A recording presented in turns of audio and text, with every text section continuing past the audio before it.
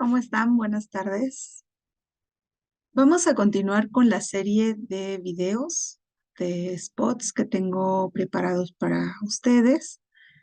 Am, la semana pasada, bueno, es que estoy grabando por semana, por carga de trabajo, como es fin de año, es un poco más cargado para mí, dado que estoy impartiendo unas clases en la UNAM y estoy dictaminando también algunas em, becas para estudiantes y demás. Entonces estoy un poco con eso, pero vamos a continuar donde nos quedamos. La última vez estuvimos viendo el poemario de Yabospi, Las cenizas. Les estuve compartiendo un poco a través de la lectura, a través de algunos análisis de mi propia obra, un poco del proceso creativo, también un poco de la gramática, la sintaxis, lo que tiene que ver con la escritura del otomí, del ñañú. Y bueno, vamos a continuar hoy. Les voy a compartir pantalla.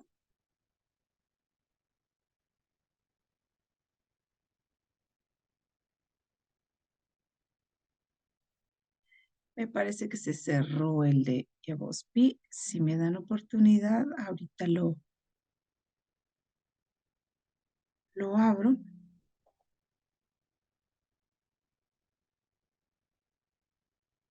Permítanme. Mm, Bien, mientras tanto, bueno, les voy comentando que generalmente en pues en este ámbito, en esta área de la literatura indígena, lo que hacemos es autotraducción.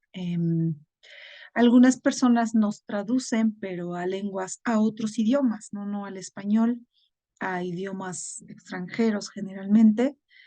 Eh, Tampoco se ha explorado mucho la situación de traducirnos a idiomas mexicanos. Realmente se ha explorado poco también que a través de un ejercicio de digamos, de,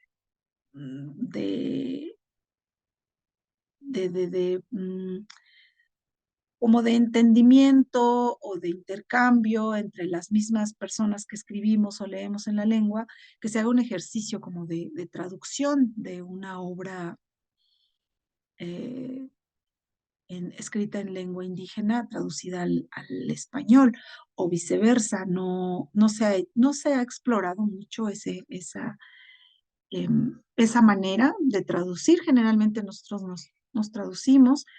Y entonces un poco también voy a tratar de platicarles sobre el proceso de traducción, sobre la importancia de la creación bilingüe que justamente tiene que ver con el hecho de que nadie te traduce, sino que te traduces a ti mismo y que finalmente entonces la obra se convierte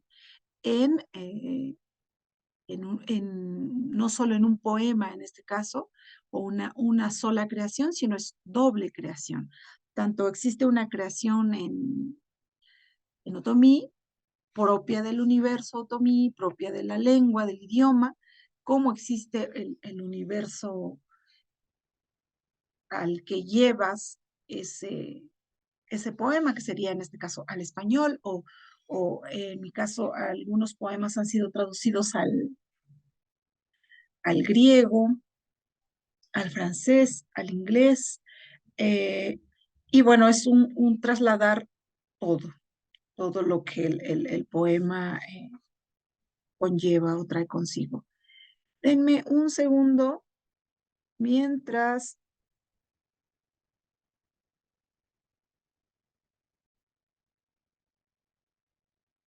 bien, eh, tengo un libro en ISU que pueden descargar gratis, que es el que les estoy mostrando ahora. En este libro está El primer libro que publiqué, que es este que les menciono, Yavuz Pi, es el que hemos estado leyendo. Nos quedamos en este poema que es Tutubishi. Eh, lo leímos. Quisiera hacerles la anotación de que Tutubishi, la palabra, a veces es empleada como Tutushi, que es como nombramos a un pájaro que es parecido al cardenal, o quizás sea, como, sea un cardenal, que es un pájaro muy emblemático de allá del Valle del Mezquital, en el pueblo donde yo crecí. Eh, este pájaro tiene la particularidad, me parece que les mencioné, de ser un pájaro que cuida, un pájaro que avisa, un pájaro que es protector, y esta palabra es onomatopéyica. Quiere decir que emula el sonido que hace el animalito. Tutushi, tutushi, o tutubishi, tutubishi. Entonces, por eso es onomatopéyica. Hay muchas palabras onomatopéyicas en el otomí. Yo podría decir otro ejemplo que podría ser el shetse, shetse, que es el frío, tengo frío, shetse. O ahorita me acuerdo de otra, pero son las que me vienen a la mente ahorita. Hay varias palabras que empleamos que son onomatopéyicas. Bien, ya habíamos conversado y leído este poema. Vamos a pasar a este otro. Oh, también este lo leímos. Y este también. Bien, vamos a leer este. Tagi Yaramapa.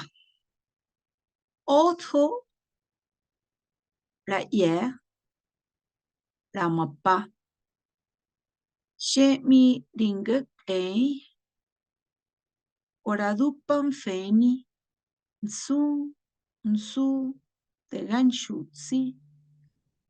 Botsipui Yuka Tenipa Hara Otro Rahai. Chi Ramui Ramapari. Kohi Hinte Mabuhat Enipa.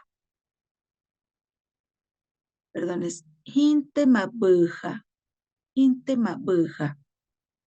porque si digo boja, ya digo dinero, y si digo buja, es fierro, o lo usamos para nombrar eh, máquinas que funcionan, por ejemplo, el reloj, la, por ejemplo, la licuadora sería una palabra compuesta, no sería un kuni buja, un molino de fierro, ¿no? Que muele. Entonces, bueno, cabe aquí la aclaración. Casi yo estoy, bueno, yo estoy mirando muy chiquitas las letras y no vi el subrayado, entonces por eso les dije boja en lugar de boja. Acuérdense que cuando encontramos un subrayado, una O subrayada, hay que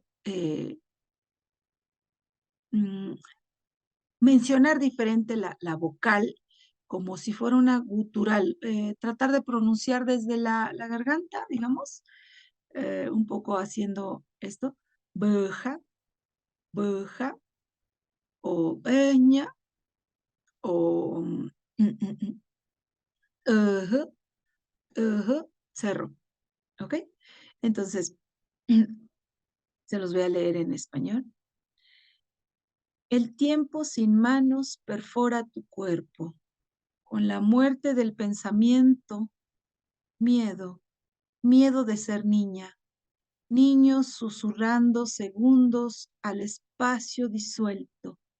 Fuera de sí, el tiempo se queda sin relojes.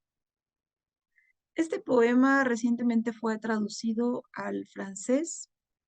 Actualmente está en espera, como digamos, de aprobación para ser publicado, para ser traducido todo el libro.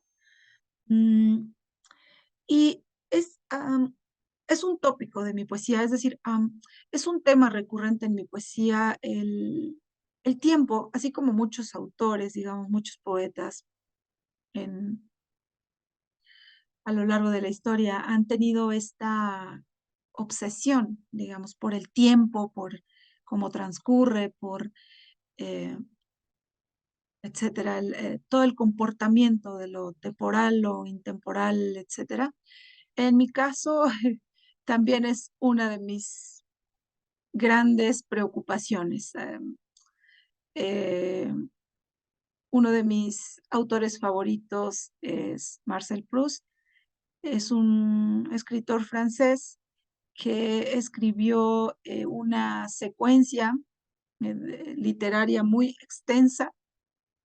Me parece que son 11 o 12 tomos de En busca del tiempo perdido. Es un, es una, digamos, una prosa poética bastante extensa que a mí me ha impactado mucho. No, no he hecho ninguna obra que emule a ese libro, por supuesto, tal vez lo haga cuando sea viejita, pero ahora todavía me falta mucho camino que recorrer. Pero ese es como parte de mi tema. Les comenté que el libro que voy a sacar este año es El tiempo sin sombra, donde pretendo es un poema de largo aliento, un poema muy largo que no está dividido por títulos y que pretende un poco narrar poéticamente cuando perdemos la sombra, cuando nos enfermamos de susto, cuando nos asustamos. Eh, entonces, este poema y como varios más que vamos a ir viendo, tienen esa temática, el, el tiempo, el tiempo sin manos perfora tu cuerpo. Un poco aquí ya la metáfora de el tiempo que se queda sin relojes o el reloj sin manecillas, digámoslo como de manera más clara, porque si hay un reloj que no tiene manecillas, no hay manera de que se marque el tiempo. Entonces, este poema abre con estos dos versos: el tiempo sin manos perfora tu cuerpo, eh, considerando esta imagen que les decía de un, eh, un reloj sin manecillas, no, es como una persona sin manos, ¿no? Eh, Tratando como de hacer alusión a que es un cuerpo que no puede ser perforado, digamos. Con la muerte del pensamiento, miedo, miedo de ser niña. En muchos de mis poemas, en distintas imágenes poéticas, versos, incluso el libro completo que les comento del Tiempo sin sombra, hacen alusión al pasado y, y como a otras dimensiones temporales. Dado que les había mencionado que trato de apegarme al pensamiento, a la estructura del pensamiento de nuestra propia lengua, del otomí, eh, y a esta concepción intemporal, eh, o a las multidimensiones que puede tener la realidad, ¿no? Como esta situación de la creencia de cómo transcurre el tiempo en el inframundo, o la creencia de lo que ocurre dentro de la gruta cuando te quedas dormido. Hay una anécdota, me parece que está en el libro de Pérez Lugo, del investigador otomí de Veracruz, de Ñujú, de Veracruz, que comenta que en el Mayónija, que es uno de los lugares sagrados más importantes para la cultura otomí, que por supuesto en el valle tenemos los nuestros.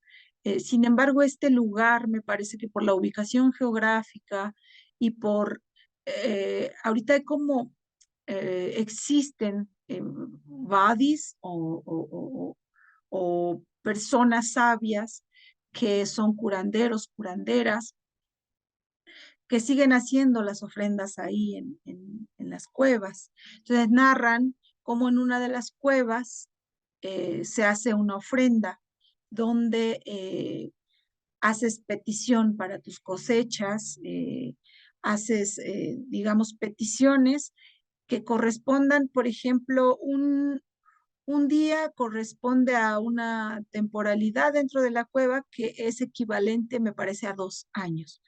Mm, no sé con precisión si era un día equivale a 2 años o un día equivale a un año, pero lo que trato de decir es que el tiempo no transcurre igual dentro de la cueva, dado que ahí están los guardianes.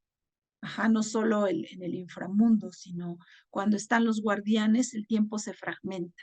Entonces, digamos que yo lo abordo, por supuesto, no desde el pensamiento, desde la cultura de un Marcel Proust, porque en su tiempo, por supuesto, era, para empezar, otro universo, un universo europeo aparte, porque él es francés.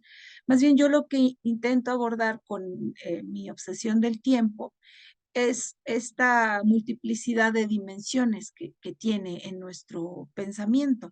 Les había comentado acerca de la importancia de la narración, donde prevalece el sentimiento, eh, el pasado memorioso que les mencioné, del que hablaba la autora Aymara, y como esta sensación de que lo racional no tiene mucho sentido, no es importante en la narración. Y en este caso yo me atrevería a sugerir que estos podrían ser la base de nuestra poética otomí.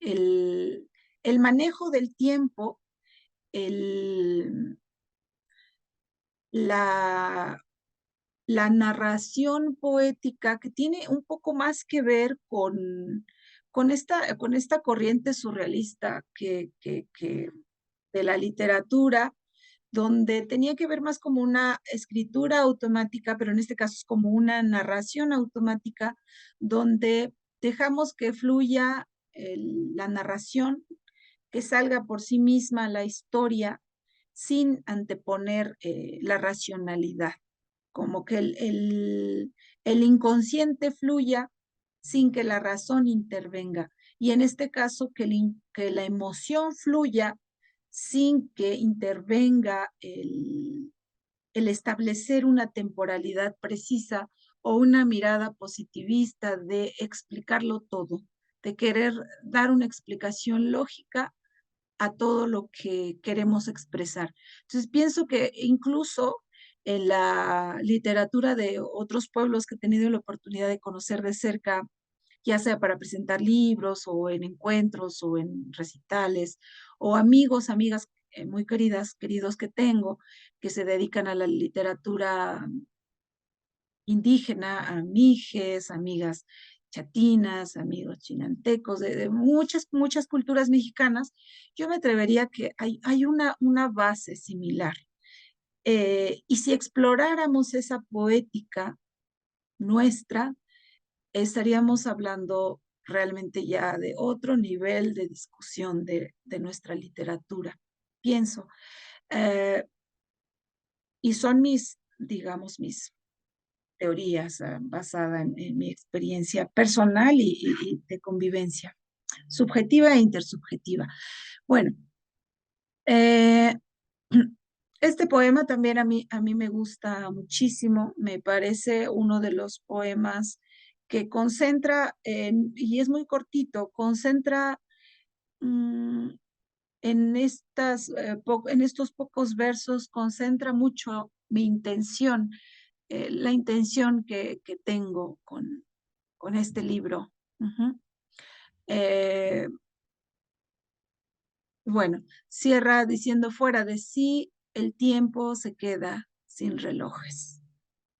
Em, Hay una imagen que es muy nostálgica para mí, que tengo de mi padre, que yo lo veía que traía un relojito, un Casio eh, dorado, de esos que ahora se han vuelto otra vez de moda, pero que antes me parece que no eran tan de moda.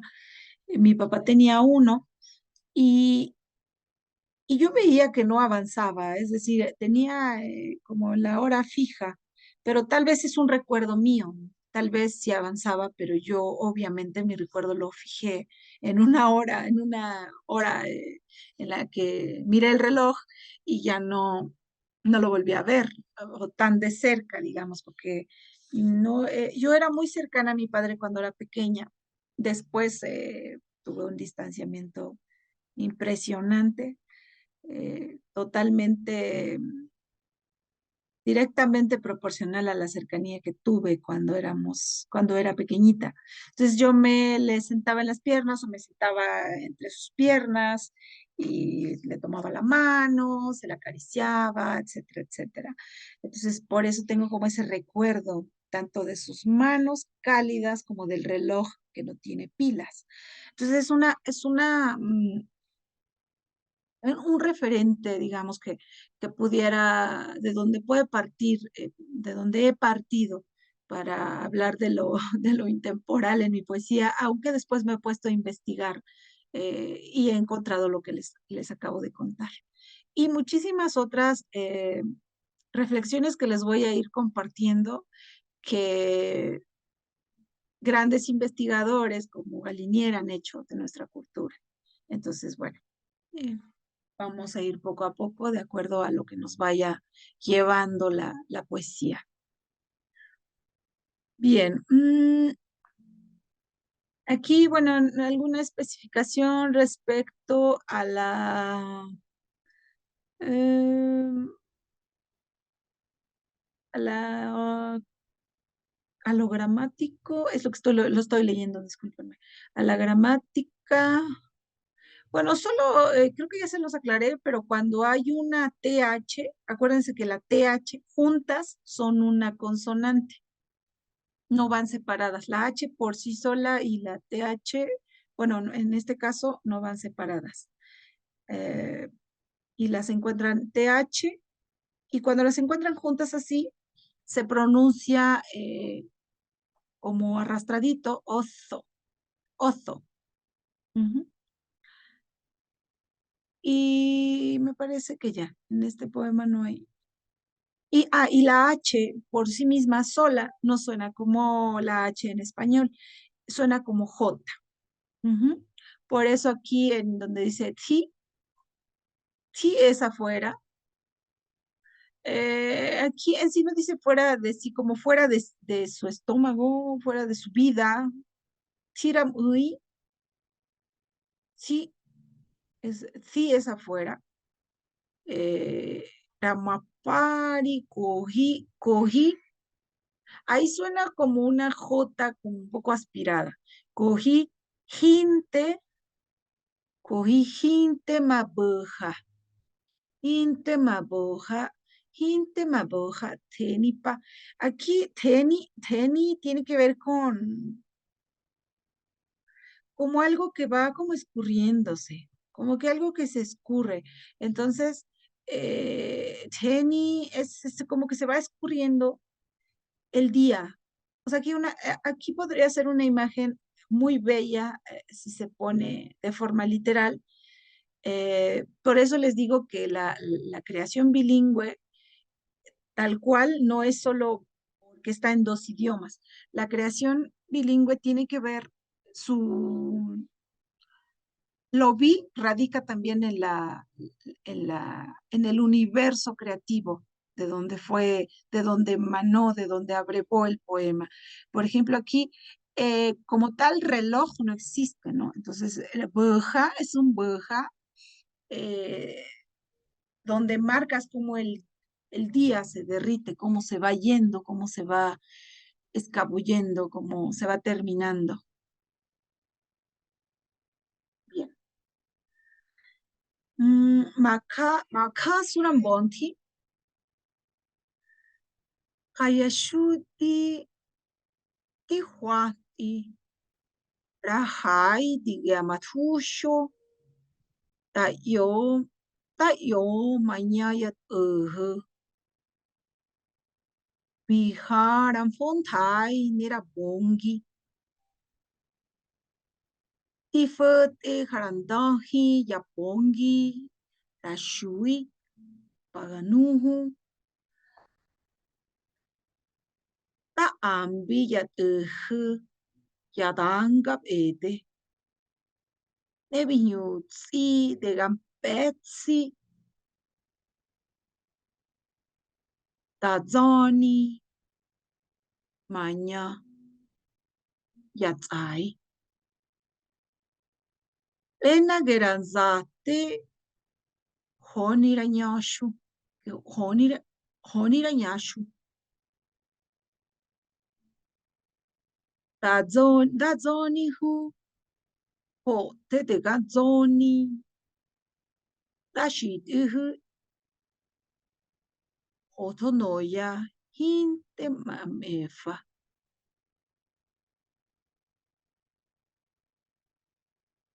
utsa shui dega año mañaño manaño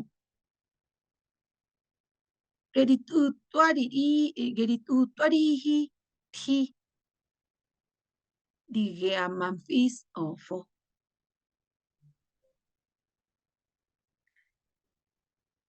Guardián del monte. Por la mañana sacudo la tierra de mis cobijas. Caminar sobre los cerros me dejó polvo y neblina. Arrojo al viento los residuos de la noche para despertar.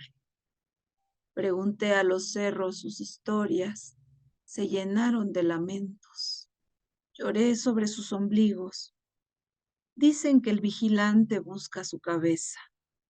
Lloramos, manantial de llanto. Vaciamos versos sin destino en la inmensidad de las letras que se corretean fuera de lo que escribo. Me parece que les platiqué ya acerca del espíritu del monte. Bueno, ahí es un cuento que les mencioné que había escrito y que ha sido el único cuento y tal vez será el único cuento que escribí. Allá en mi pueblo, en Guerrero, un día estaba tomando pulque con unas personas ya, digamos, de edad adulta. No eran tan grandes, que eso a mí me conforta un poco porque de repente pensamos que las historias solo las saben los viejitos de Yashita, pero en este caso la persona que narró la historia es un señor que se llama Jesús Pérez Acosta, que me acuerdo que cuando yo era niña era el vendedor de los helados.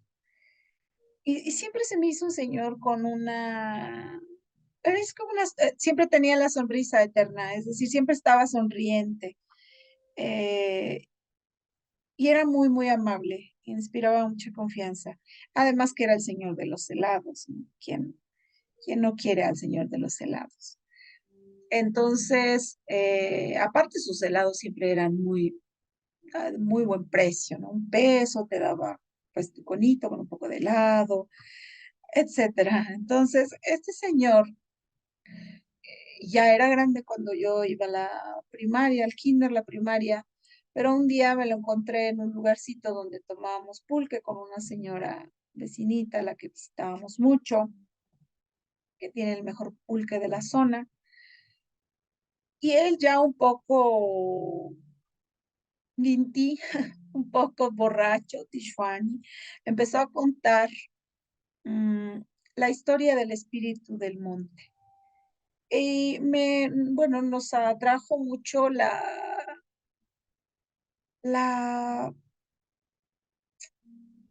el tono convencido, el tono anecdótico, el tono mm, realista, pero sobre todo el tono de tristeza, de lamento. Entonces también un poco he querido recuperar ese lamento a través de diversas metáforas, como eh, obviamente el cuento que escribí no está basado en lo que exactamente, obviamente, perdón, está basado en lo que él dijo porque es la historia, esencialmente es la historia que él narró, pero está reconstruido y toda la creación ha sido trabajo mío. Como les mencioné, no me quedé convencida, pero eh, después ya en la poesía he transformado esas metáforas de lamentación que yo eh, creo haber escuchado del señor Félix, de don Félix. Em, y todos los que estaban ahí, señores de la misma edad, yo que les iba a comentar la edad del señor, yo creo que al tener ahora unos 70, por eso les digo que no es muy grande, aunque en la comunidad la esperanza de vida es más corta, pero no es tan grande. Y él comenzó a narrar que un señor, esa era la importancia de la historia, un señor que no sabía hablar ñañú había matado al espíritu del monte, que le había disparado y con el disparo le había cortado la cabeza. Y desde entonces el valle y particularmente la parte de nuestro pueblo que se llama Potec, ya les había dicho que es eh, manantial o lugar donde hay agua, eh, que era un manantial, que estaba inundado de agua, de las lluvias que bajaban de todos los cerros, y bueno, tiene un poco de sentido porque es el valle, em, y era un lamento de, por eso se secó el manantial, por eso ya no llueve, por eso ya nuestro valle requirió de que vinieran las aguas negras con todo lo que conllevaba que las aguas negras vinieran al valle, tanto el desarrollo agrícola como también nuevas enfermedades. Y bueno, esta historia ha sido también recurrente en mis poemas porque es como justamente esta metáfora de olvidarse de quiénes somos o este desplazamiento identitario de no saber cómo explicar lo que sentimos porque no sabemos de dónde venimos, no sabemos cómo fuimos educados o educadas por nuestra abuela, nuestra madre, en qué idioma. Entonces, eh, como en muchas obras literarias, hay temas que atraviesan siempre, que se interseccionan y se encuentran en un poema. Entonces, en este caso, yo aquí trabajé este tema de la importancia de los guardianes, los cerros, eh, un poco esto que les mencioné, que por supuesto tiene que ver con lo onírico, porque el poemario está basado en un diario de sueños.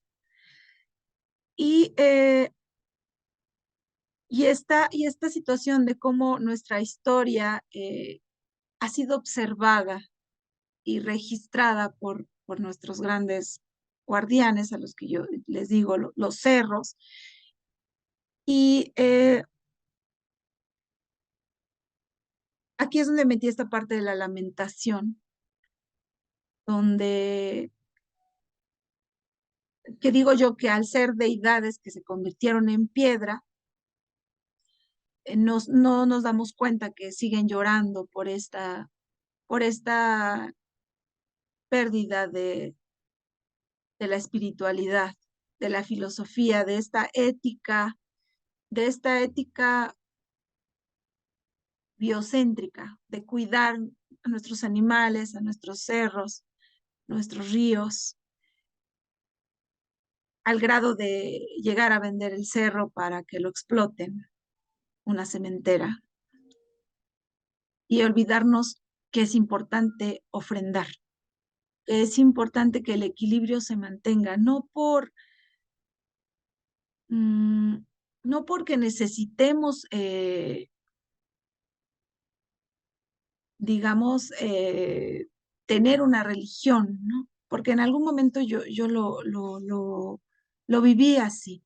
Yo tenía necesidad de eh, tener en quién creer, dónde creer, en algo que creer.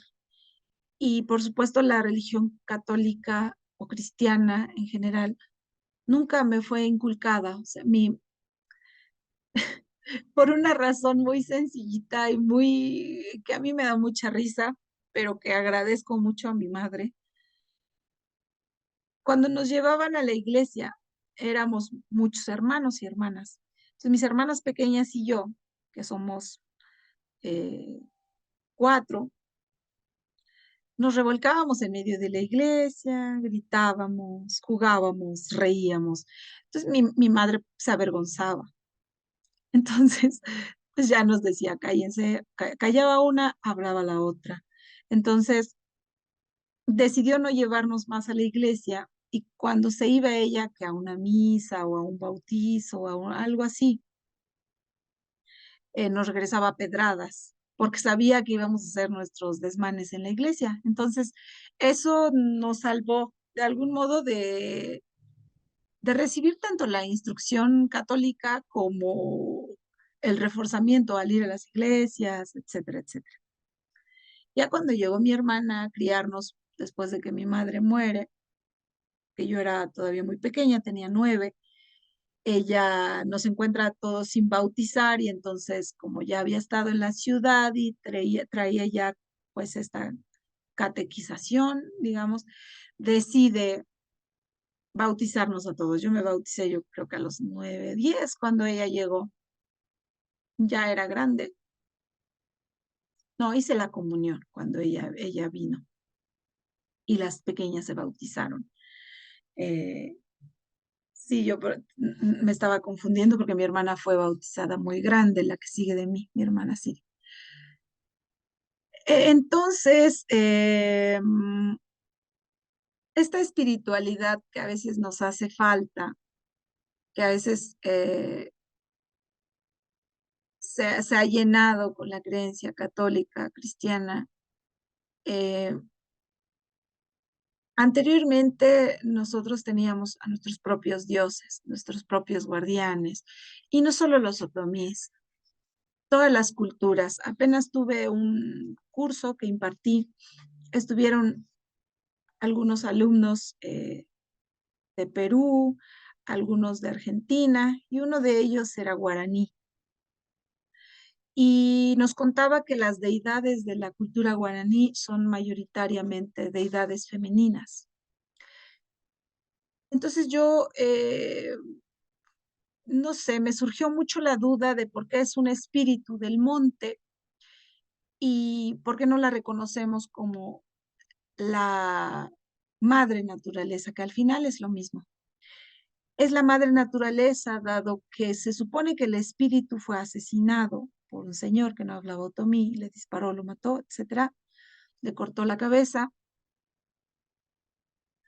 eh, pero si tú vas al Valle del Mezquital y vas al pueblito, a Poté, te vas a dar cuenta que hay muchísima vida, es decir, hay una vegetación preciosa que yo realmente adoro, mi pueblo, mi casa, mi terreno desértico, semidesértico.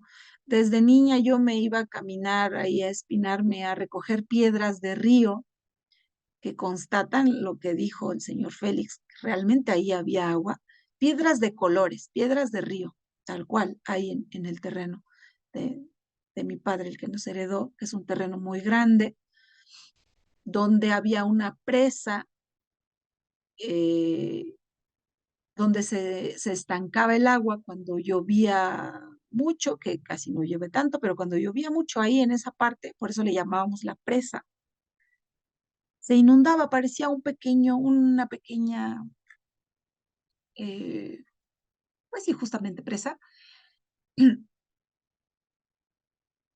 Y toda la parte de arriba, que se veía más desértica, donde hay más nopales, garambullos, mezquites, toda esa parte estaba llena de piedritas de río, piedritas de colores, transparentes, rojas.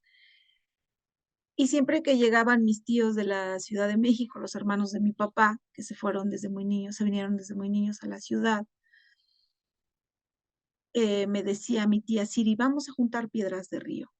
Entonces, nos íbamos, o sea, es muy normal, es decir, es una historia tan real que nadie pregunta cómo, esto está muy seco, esto es un semidesierto, aquí hay cactáceas, ¿cómo pudo haber sido un río?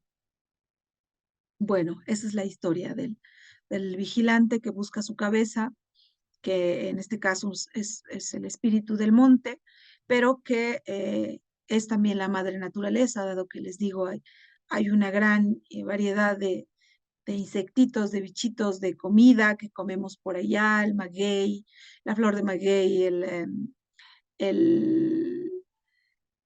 mm, los cactáceos que dan frutitas, las pitahayas que les llamamos nosotros, los garambullos, etcétera, etcétera. Entonces, bueno, más bien la transformación de la madre naturaleza a la vida misma, ¿no? Que pudo haber ocurrido con la muerte del espíritu, que dejó a cargo a los Sisanjua, a los sanjuanes, para que cuiden el equilibrio del monte.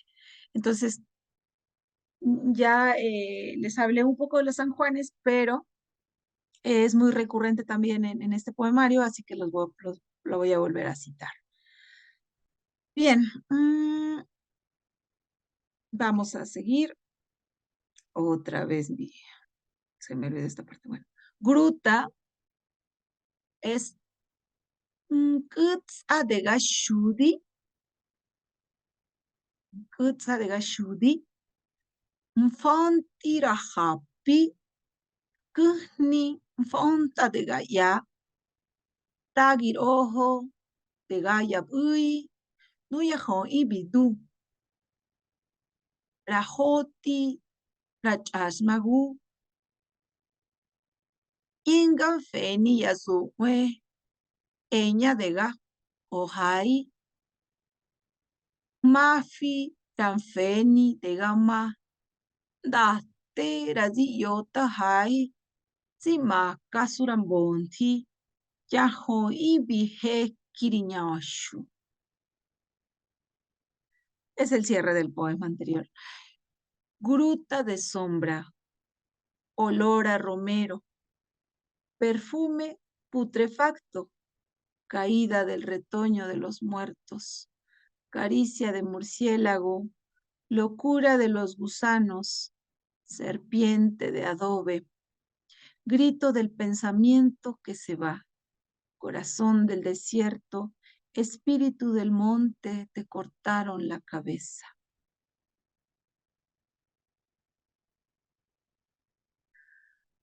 Hogi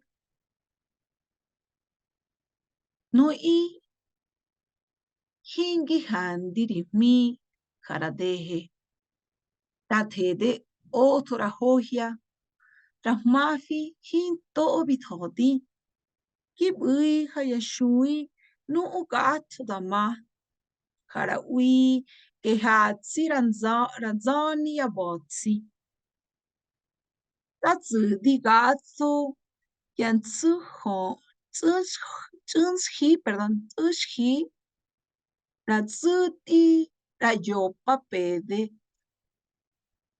rantusti ke bipumfri a rabui harante huadisma hishaño titemi keragos tiraduda shoki nui urashui ke bipumfri da hiatsi e punehe skapumfri la pa.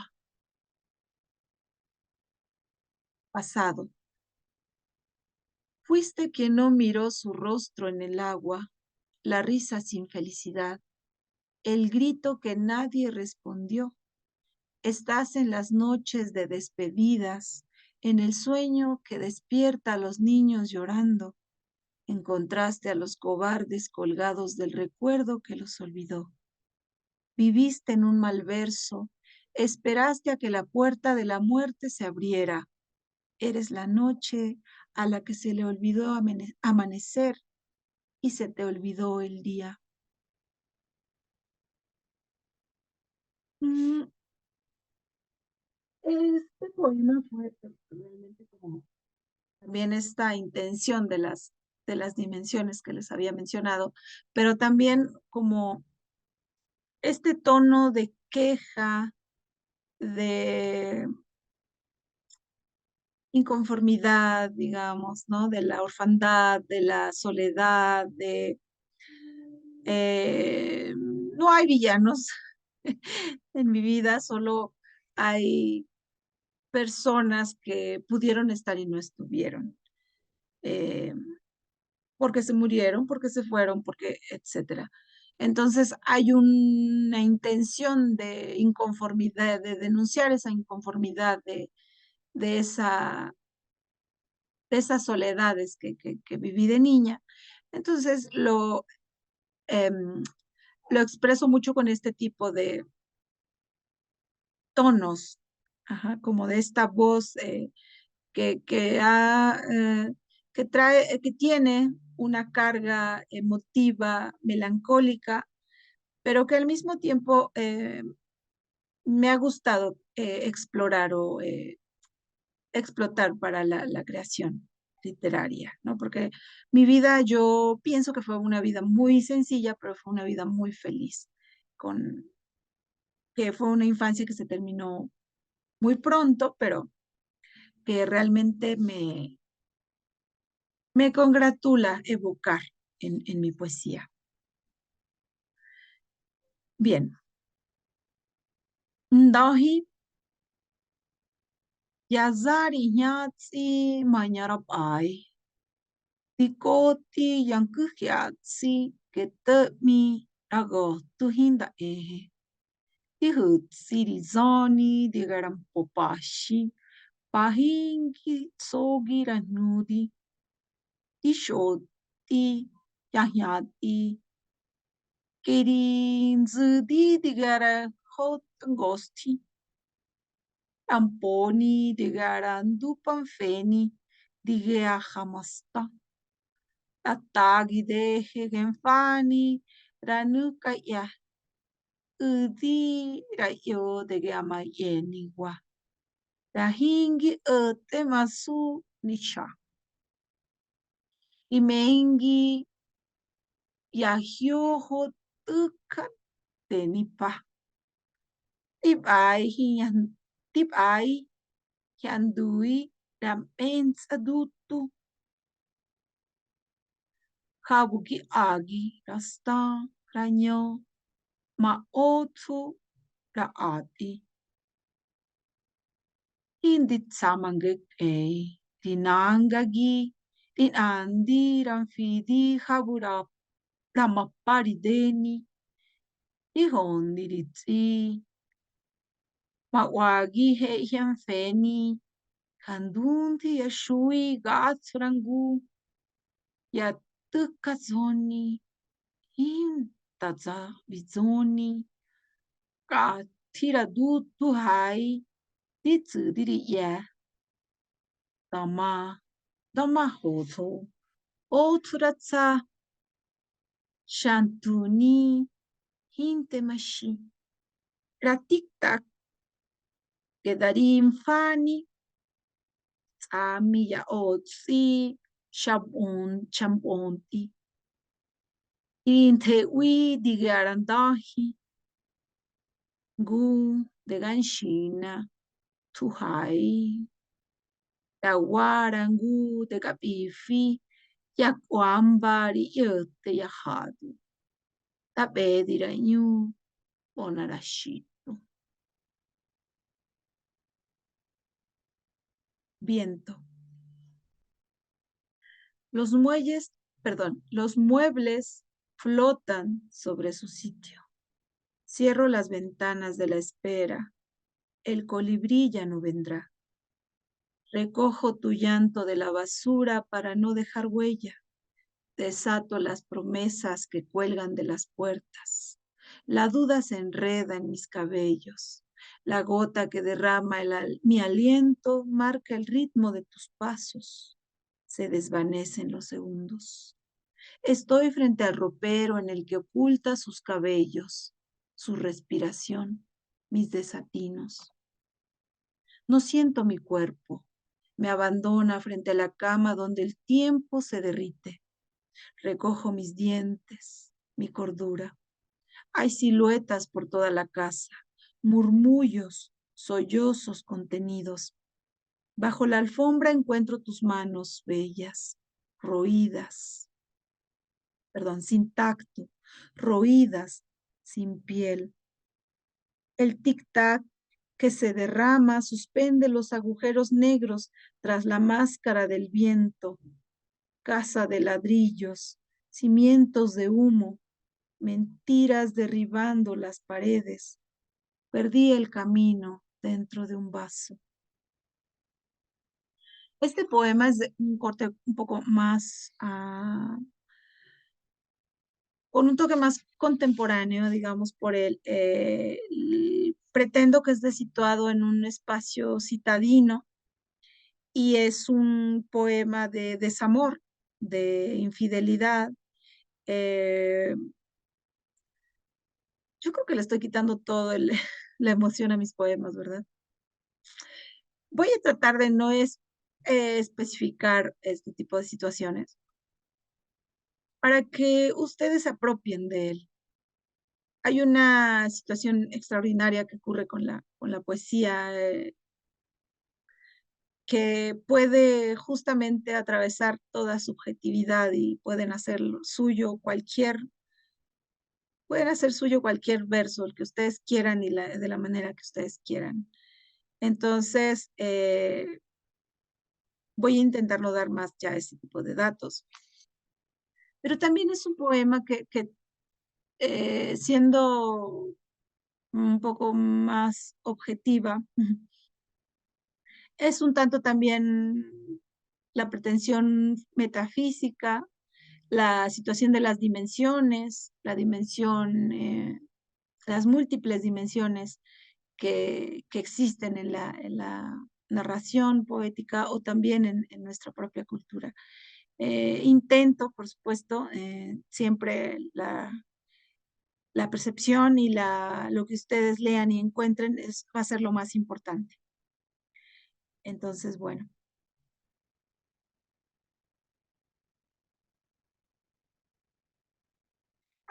Quizá un poco aclarar el tema de la estructura en otomí. Hay algunos versos que quizás sería bueno especificar. Por ejemplo, donde dice ventanas, a ver dónde están las ventanas. Ujú. Ventana como tal no existe en nuestro idioma, ¿no? Entonces, acá hay una palabra compuesta que sería eh, ranku, nkuhiatsi, de kuti o de entrar la mañana. Por donde entra la mañana sería nkuhiatsi. Ujú.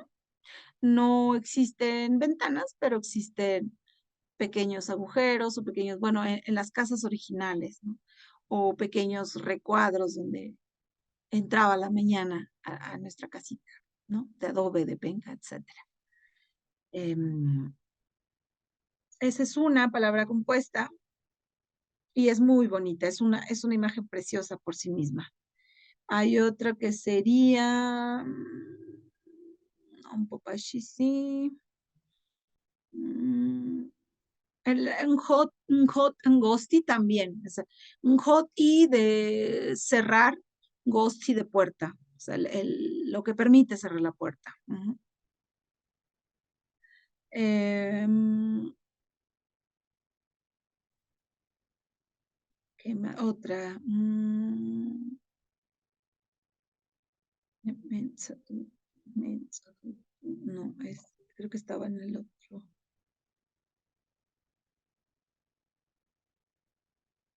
Sollozos. Sollozos. Podría aclarar un poquito de los sollozos, porque también no es como una palabra que van a encontrar en el diccionario o en algún diccionario. Tucazoni es como tuki de pequeño. Entonces, un sollozo no termina de ser un llanto, un zoni. Zoni es llorar. Sollozas cuando lloras poquito.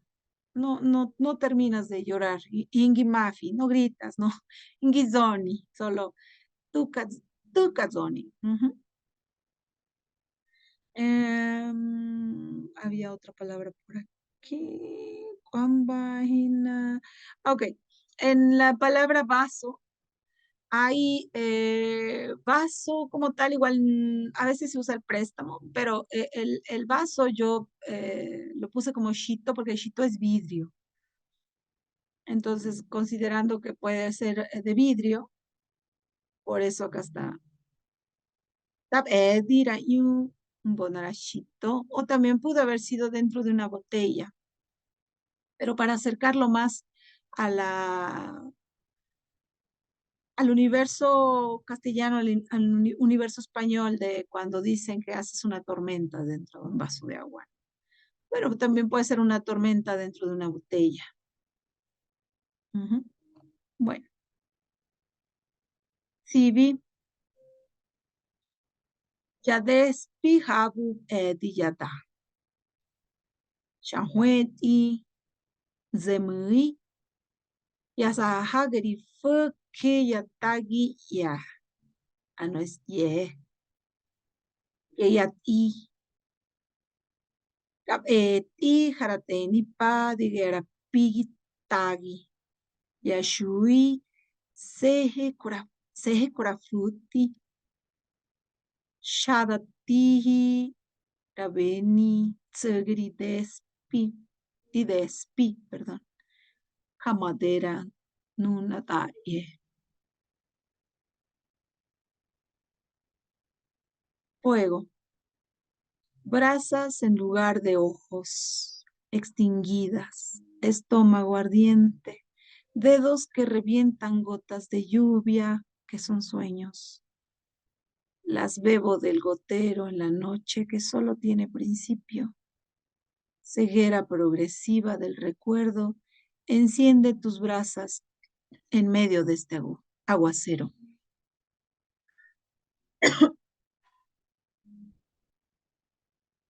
Mm, igual, este es como el tono que les decía onírico, pero también como de inconformidad, de algún modo, esta voz que prevalece de nostalgia por el pasado, por la pérdida de lo que puede completar nuestro presente, que es pues nuestro idioma, nuestra espiritualidad, en mi caso, mi padre, mi madre, o sea, pérdidas de seres a quienes amo, a quienes he amado. Eh, entonces, por eso comienza con esto, brasas en lugar de ojos, extinguidas, estómago ardiente, dedos que revientan, gotas de lluvia, que son sueños. Las bebo del gotero en la noche que solo tiene principio. Sí, como esta situación, este verso de como un poco el hastío, un poco la desesperanza de que solo hay oscuridad. Y bueno, por supuesto, con estos tres versos de ceguera progresiva del recuerdo, enciende tus brasas en medio de este aguacero. Am, sí, esta voz que les digo que prevalece de melancólica, pero a la vez que reclama algo que se quedó en otro tiempo o algo que está en otro tiempo. Bien. Sei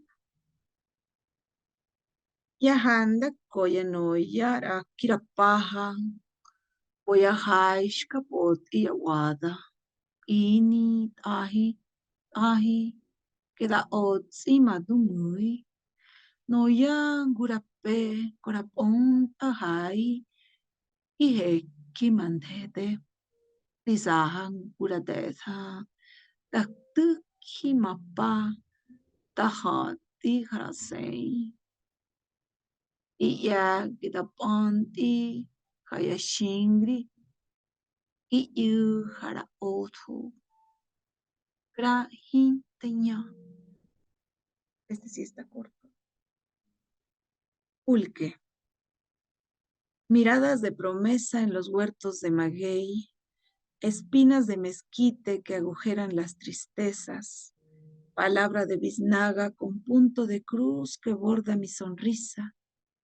Tus dedos de maíz borran mis días, se ahogan en maguey fermentado. Tus manos se enredan en hilos de mazorca, te hunde el vacío, eres silencio. Aquí, bueno, alguna aclaración respecto a palabras compuestas, ¿no? Me parece que no. Am, son palabras que podemos encontrar en el diccionario, sí. Am,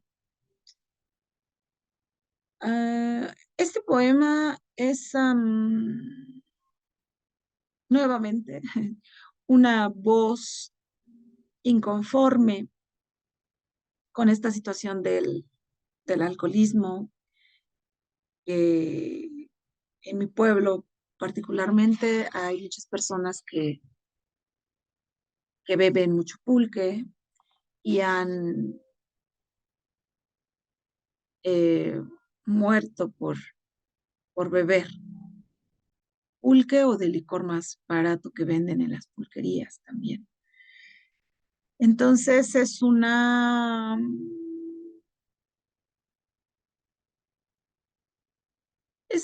voz inconforme respecto a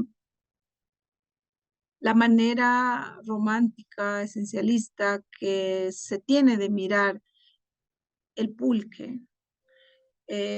No, no descalifico absolutamente el, sus maravillosas propiedades alimenticias y yo soy amante del pulque. Em, Pienso que si se bebiera como te tomas una copita de vino en la comida y otra en la cena para dormir bien, sería algo extraordinario, pero en nuestros pueblitos, así como, bueno, allá en mi pueblo y así como en pueblos de Chiapas, de Oaxaca, se toma el aguardiente o se toma el posh, respectivamente, eh, para embrutecerse. Y este alcoholismo va invariablemente eh, ligado a la violencia que sufren las mujeres en comunidad, los golpes. Entonces, este consumo problemático del pulque eh, inspiró este poema. Realmente yo no, mmm, pensando en mi padre, por supuesto, pero también eh, en esta situación que les digo, de esta mirada que se tiene de las bebidas sagradas, pulque sagrado, el posh sagrado, el mezcal, el aguardiente para curar, para todo eso. Sí, sí, pero también está la otra parte, está la contraparte. Entonces, pienso que no es tampoco recomendable poetizar todo, ¿no? Hay problemáticas o hay situaciones bastante terribles en las comunidades que no ameritan un poema, pero este poema, eh, para empezar, todo el libro es una catarsis, es justamente prender fuego a todo. prenderle fuego a todo y quedarme con las cenizas. Entonces, de eso trataba un poco externar. Todo esto era necesario sacarlo de este modo para poder continuar y para poder amar quien soy, para poder aceptar quién soy. Porque, bueno, acabo de tener la experiencia de ir a visitar una escuela. Siempre estoy en constante, digamos, imparto cursos en varios lugares, pero no me había tocado la oportunidad de estar en una universidad leyendo poesía otomí y hay una actitud de rechazo a lo que tiene que ver con con la lengua. Yo sostengo, ya les había comentado que yo soy psicóloga, yo sostengo que mucho de eso, y se los digo particularmente en este poema, yo no podía oler el pulque sin sentir repulsión cuando ya estaba en la universidad, ya tenía 20, 21, 22, sin recordar los gritos de mi madre siendo golpeada. No podía soportar que mis amigas propusieran ir a tomar un pulque porque yo despreciaba simplemente pensar que lo iba a tomar. Y así como eso, como ese recuerdo, muchos otros los guardé en candaditos, como suele hacer la psique, ponerle candadito por salud psicológica, por salud de la propia, de ella misma, de la psique, lo guarda. Entonces, así ocurre, pienso, con todo nuestro tema cultural. Está enmarcado, está encapsulado en memorias dolorosas. ¿Y quién quiere recordar esas escenas tristes, dolorosas? Nadie. Sin embargo, en las oportunidades que he tenido de trabajar más de cerca, más con mujeres, para poder elaborar, es decir, externar ese dolor a través de la poesía, a través de su regalarnos su historia de vida, es extraordinario cómo se pueden despojar de ese dolor que prevalece ahí en esa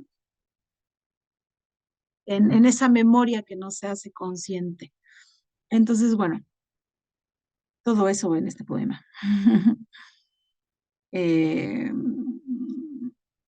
Intenté no explicarles tanto, pero creo que terminé explicándoles más, ¿verdad? Bueno, creo que vamos a cerrar este video con este poema. Lo vemos para la siguiente sesión. Les agradezco mucho la atención, les mando un abrazo y espero que todo lo que les platico les sirva para inspirarse o al menos para deleitarse con algún verso que les pueda gustar de mi poesía. Un abrazo. Gracias.